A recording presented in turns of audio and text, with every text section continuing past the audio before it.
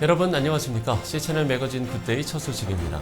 사단법인 한국장로교 총연합회가 제41회 정기총회를 열고 신임 대표회장과 상임회장을 선출했습니다. 한장총은 대한예수교 장로회 통합, 합동, 고신, 대신과 한국기독교장로회 등 5개 교단을 시작으로 현재 26개 한국장로교회 소속 회원교단과 4만 3천여 개 교회가 가입되어 있는데요. 이번 정기총회 현장을 C채널 취재팀이 다녀왔습니다. 서울시 종로구에 위치한 한국교회 100주년 기념관에서 지난 14일 한국장로교 총연합회 제41회 정기총회가 열렸습니다.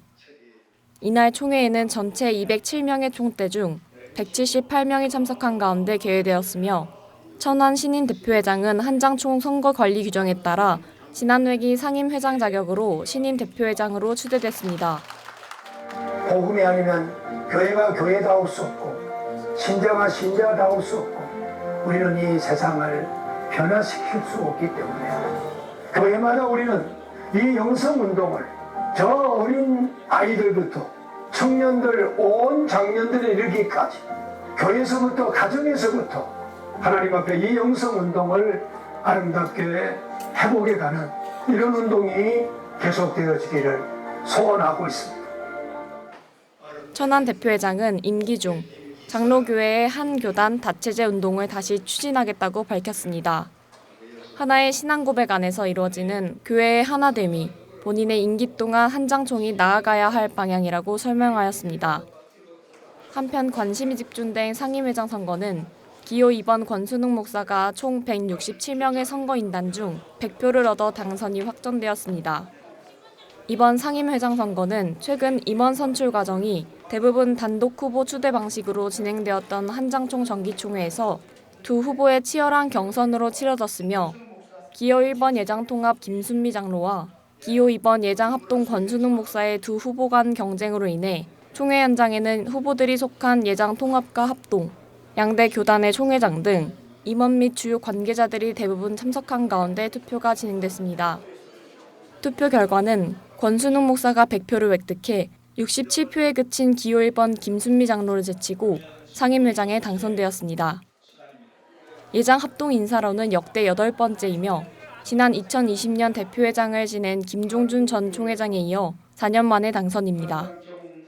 우리 한장총은 더욱더 정체성 회복, 장로교의 정체성 회복을 섬기고자 합니다. 오늘 이 한장총의 이 중책을 맡겨주신 것은 우리 한국 장로교회가 붕으로 나갈 수 있도록 섬기는 일을 명하셨다고 이렇게 느껴집니다.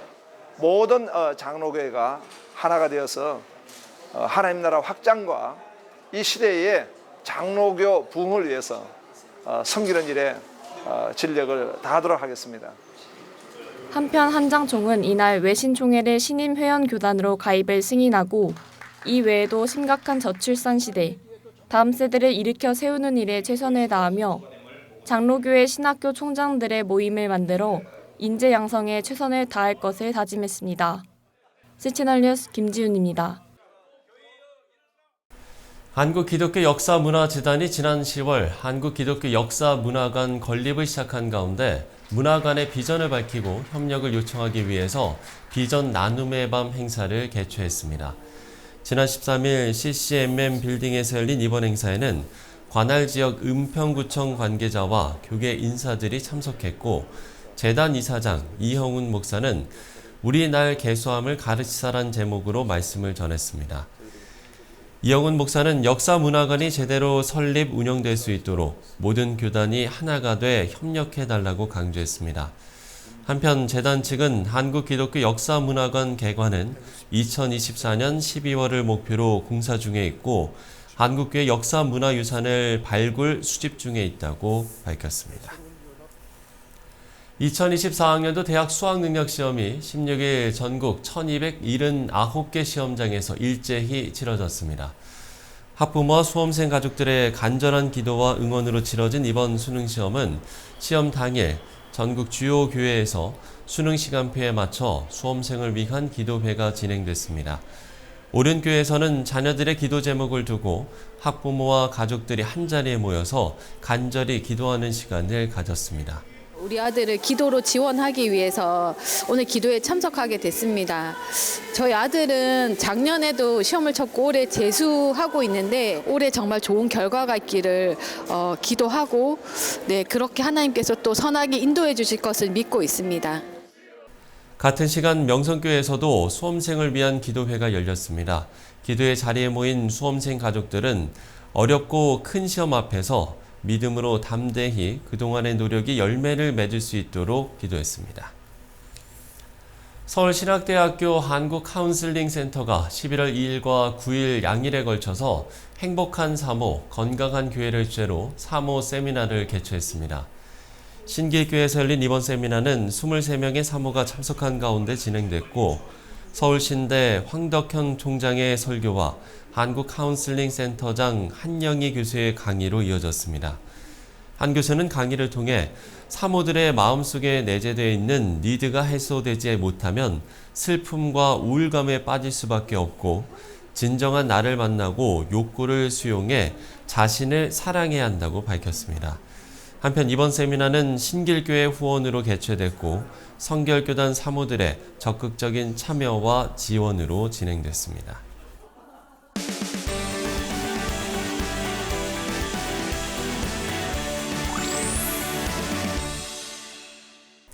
오는 11월 30일부터 12월 1일까지 강원도 원주에서 스타트인 미션 2024 전국대회가 열립니다. 올해 처음 시작되는 대회인데요. 자세한 내용 미션 2024 전국대회 유화종 사무총장 모시고 이야기 들어보겠습니다.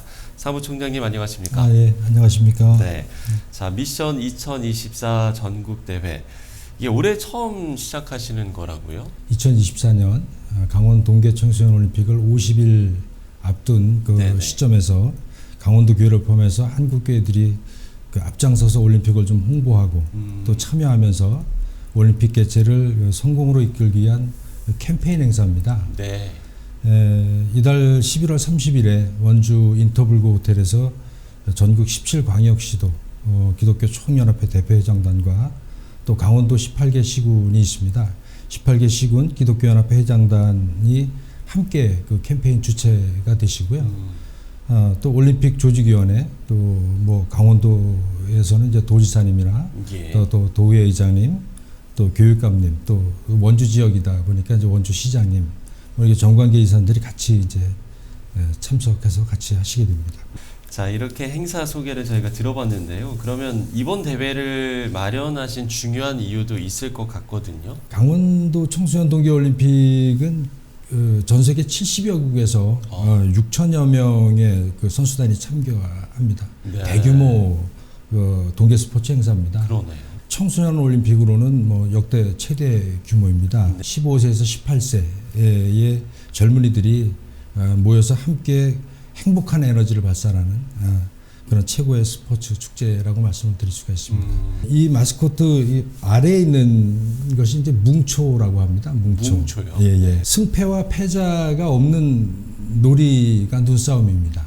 예, 그런 것처럼 모두가 즐겁게 경기에 임하는 그 젊은이들을 우리 어른들이 응원하고 격려했으면 좋겠다 이런 생각이 들고요. 또 그 일에 우리 교인들이 그 일을 앞장서서 이렇게 했으면 해서 이번 대회를 준비하게 됐습니다. 아, 그렇군요. 네. 자, 미션 2024 이게 전국 대회인데 어떤 핵심이 되는 미션이 있습니까? 아, 네네. 전국 10만 명 올림픽 홍보대사 모집 캠페인을 진행하려고 합니다. 전국의 교회들이 협조만 해주신다고 하면 뭐 100만이 아니라 훨씬 더 많은 결과도 예상할 수 있겠지만 그냥 상징적인 숫자로 100만이라고 이제 표현을 했습니다. 아, 그리고 중요한 내용인데요. 그 올림픽 경기 관람은 무료입니다. 중요한 내용이었네요. 중요한 예, 겁니다. 예. 그래서 무료로 관람하실 수 있기 때문에 1월 19일부터 2월 2일까지 그 강원도 평창, 강릉, 정선, 횡성 4개 지역에서 경기가 열립니다. 네. 그래서 겨울 방학 시즌을 맞으셔서 전국에서 많은 분들이 우리 강원도를 좀 방문해 주시기를 바라고요. 예, 만난 것 드시고 또 행복한 여행하시고 이렇게 가시기를 부탁을 드리겠습니다. 특히나 이제 또 KTX가 네. 생겼기 때문에 네. 또 강원도 가는 게 예전보다 훨씬 아주 쉬워졌습니다. 예, 네. 그렇습니다. 자, 그런가 하면 이번 대회 중에 자랑스러운 강원 기독인 대상 시상도 있다고 들었는데 이건 또 어떤 내용이지요? 자랑스러운 강원 기독인 대상 이렇게 해서 시상을 하기로 했는데요. 강원 기독인 대상은 그 목회자 부문 1명과 또 평신도 부문 1명으로 해서 총 2명을 선정해서 시상을 합니다.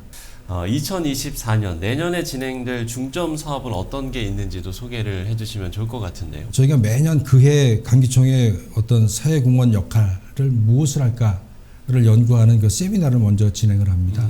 3월에 그렇게 하게 되고요.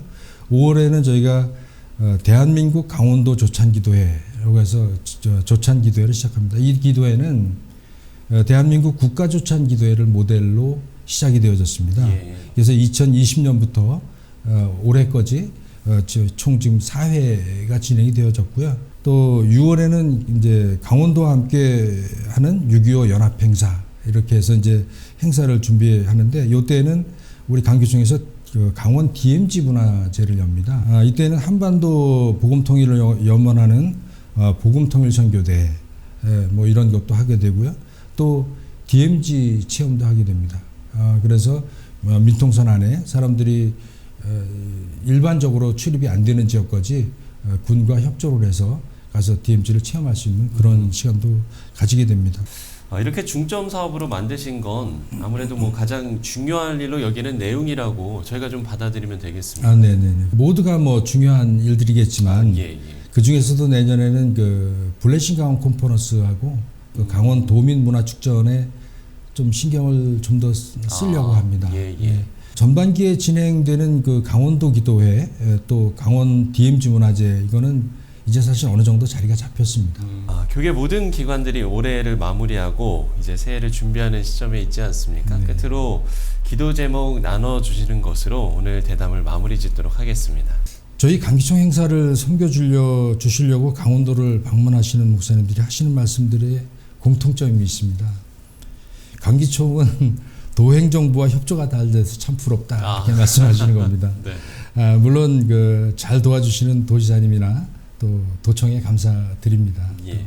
그렇지만 이러한 관계 설정은 우리 강원도뿐만 아니고 어느 지역이나 가능하다고 말씀드리고 싶습니다.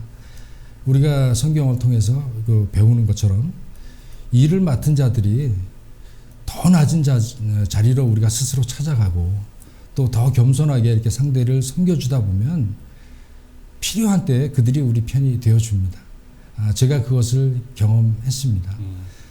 그래서 새해에는 전국의 모든 기독연합 그 사역을 하는 기관들이 예. 새로운 기회를 맞이하기를 우리 함께 기도하면 좋겠습니다.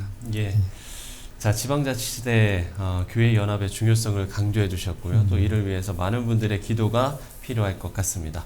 네, 지금까지 강원도 기독교 총연합회 유화종 사무총장과 이야기 나눠봤습니다. 오늘 말씀 고맙습니다. 네, 고맙습니다.